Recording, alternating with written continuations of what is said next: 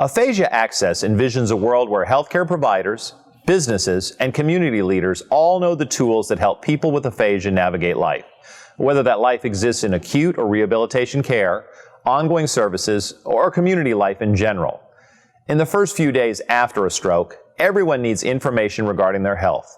But if a person has aphasia, it is very hard for them to understand what their healthcare providers are trying to tell them, and they often cannot ask questions and be understood. They wonder what has happened to them, why they cannot speak, and why they have difficulty understanding what others are saying. They need information about stroke in general and their condition specifically. In this video, you will learn how to use effective communication methods to achieve important goals in the acute care setting. Providing health education. You can play an important role in helping to provide essential health information in a way that a person with aphasia can understand. By adjusting your communication methods effectively, you can provide communication access to information about aphasia, about stroke, and about other important details regarding the hospital experience. Number 1, information about stroke. People need information about how the brain works, what type of brain damage they have had, what their problems are, and what kind of assessments and treatments they will have.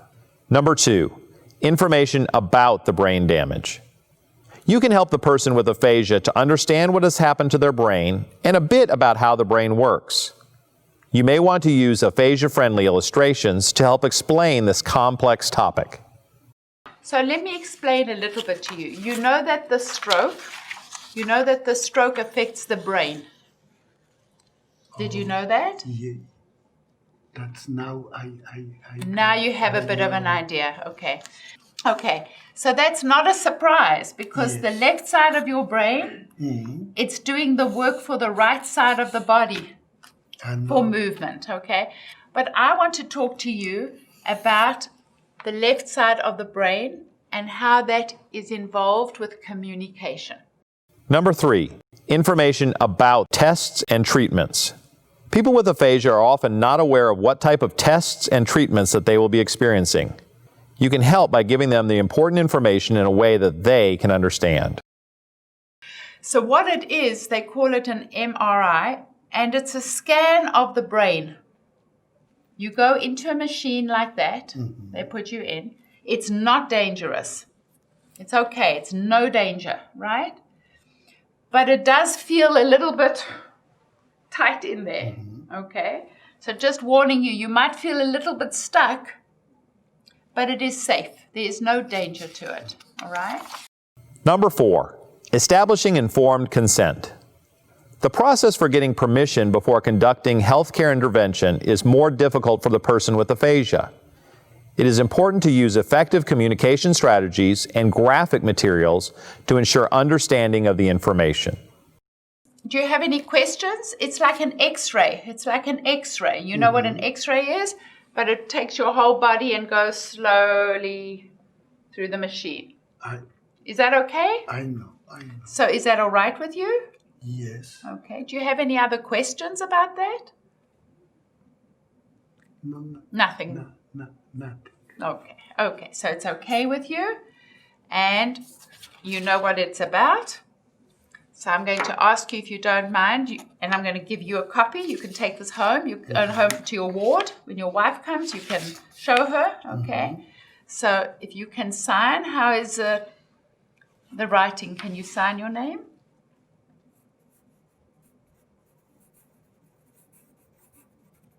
Okay, great. And I'll write your name in for you.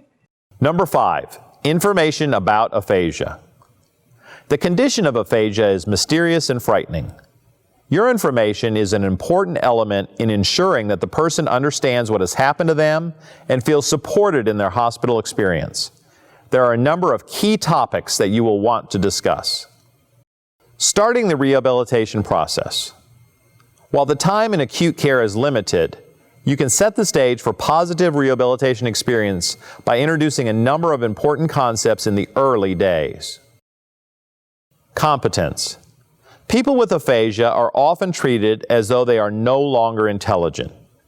You can explain that you understand that they are still competent individuals despite the aphasia. They will appreciate this acknowledgement very much.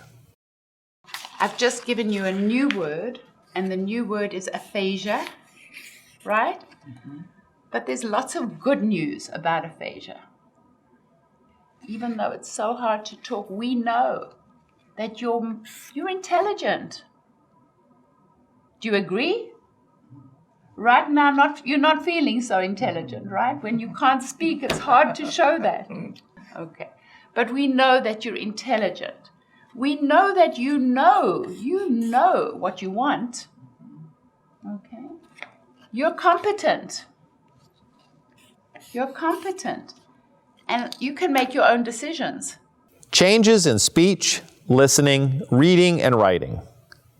After a stroke, people need to understand why they may have difficulties in speaking, understanding spoken language, reading, and writing. And now I'm asking you to think about more the things around your communication. Right. Yeah. Okay, so what are you noticing right now? The thing that's most affected?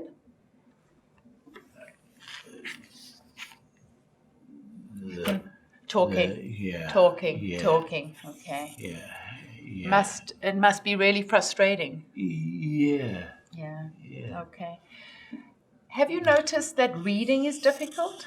Have you tried to pick up a book in the last 2 weeks, or No. you haven't noticed? Okay. Have you tried to write anything? No. Okay. No, I haven't tried, and that's no. No, of course. You wouldn't No. have gone near a computer. You've really been pretty much in the bed, haven't you? Yeah. Okay, all right. That left side of the brain, Chris, controls the talking Right. and things that are sort of like that, the reading and the writing, okay? Right. Yeah. And all of those things are what we use for communication. Communication. In the early days, most people focus on improvements in speaking. The idea of communicating in other ways, using gesture, writing, pointing to pictures, does not usually occur naturally. You can help by introducing this concept and starting to practice these strategies. So we're going to look at the communication to be able to think about any way we can get the message moving forward, back, so we can be communicating. We all love the speech most, right? We love speech most.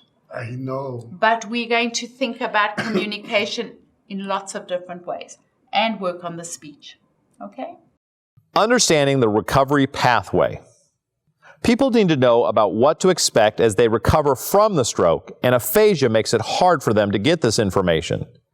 There are a number of issues that you can help them to understand, including moving away from acute care to rehabilitation, that recovery takes time, that progress will be slow, but that there is hope.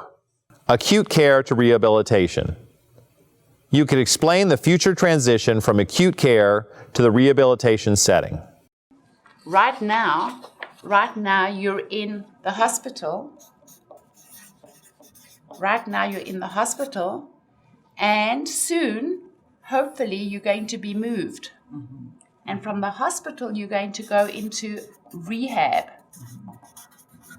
where there you're going to get therapy. There you will have therapy, okay?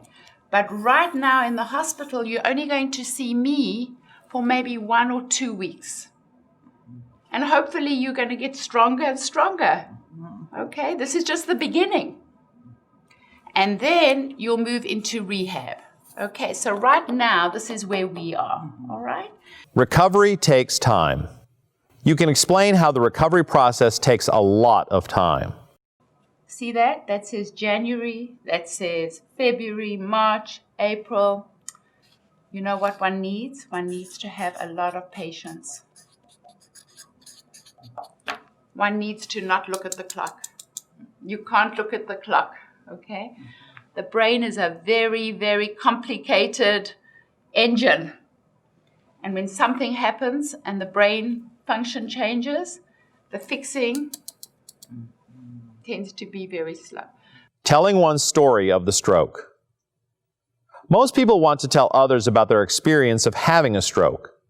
The aphasia presents a barrier, limiting the opportunities for them to tell their story. You can help by assisting them to express themselves using effective communication methods. One day, I cannot read F. What happened? Not talk for you. There is hope. It is vitally important that you talk explicitly about hope. You can help people feel hopeful by explaining that they will make progress and that communication will improve. But it's really early days, only 10 days, okay?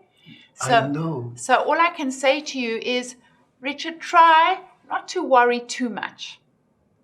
Let the days roll into each other.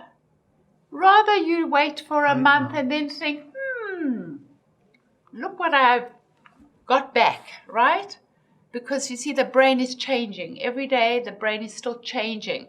It had an injury. And like when you have a really bad injury, every day the bruising changes a little bit. So let's be hopeful. Things are going well, okay? Your skill as a communication partner is the best way for you to help the person with aphasia to engage in a conversation with you, regardless of the topic. Just like a person with a wheelchair is provided physical access via a wheelchair ramp, you can ensure that people with aphasia are provided communication access through using a set of basic techniques. Using these techniques in the acute care setting, you can provide essential information about aphasia, about stroke, and about other important details regarding the hospital experience.